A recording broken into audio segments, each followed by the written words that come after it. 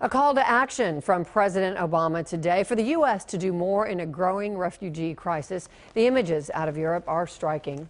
Thousands of Syrian refugees flooding now European countries at the cost of many lives. Responding to global criticism, the president ordered the U.S. to accept at least 10,000 of these refugees in the next fiscal year. North Texas agencies are preparing now for their arrival. Exactly how many will head to Dallas and Fort Worth has not yet been determined. Fox 4's Diana Zoga is in our Dallas newsroom tonight with more from those groups and also the story of one Syrian refugee who came to North Texas, Diana, just a few months ago. Right, Heather, his journey to the U.S. took about a year and a half. He left Syria in 2013, went to Turkey, before coming over to the U.S. as a refugee earlier this year. He was one of about 1,500 Syrian refugees allowed into the country since the conflict began in 2011. And now there is word that many more will be granted a chance to settle in the U.S. and possibly here in DFW. We used to sleep and wake up on sounds of bombs. As a young man growing up in Damascus, I was going to school.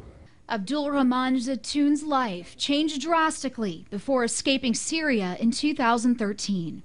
So he attacked me and with his mini soldier too at that day, just for no reason.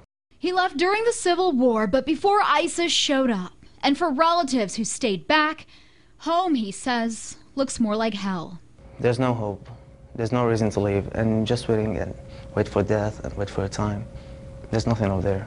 Which is what's prompted people to risk their lives to get out of Syria. The State Department says the U.S. accepted around 1,500 refugees since the conflict began, a small fraction of the 70,000 who come to the States from all over the world every year. But the numbers are set to increase drastically with the president's new directive. Tomorrow we have a family of 5. Which has North Texas agencies readying for additional refugees.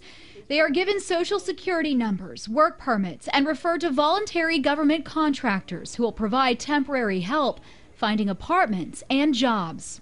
We are preparing housing, all the household items, so when they come in, they have a place to stay, they have enough food. After that, volunteer groups say they are also willing to step in. We try to help them get a new car, trying to take them to the dentist, trying to get them, going to schools. They want to, feed their children, find education for their children, find a job, and just live. They run away from death to come and live. Syrian-American business owner Muaz al-Abdidi was the one who gave Abdul Rahman a job and a way to help him support himself and his mother, who desperately misses her life back home.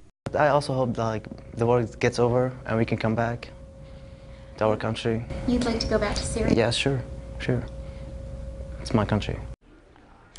Well, the Dallas office of Refugee Services of Texas has so far settled 2 Syrian families and 2 other Syrian individuals. Catholic Charities Diocese of Fort Worth says they've helped 11 Syrian refugees this year. Another group, World Relief in Fort Worth, says it's worked with 22 Syrians since last fall.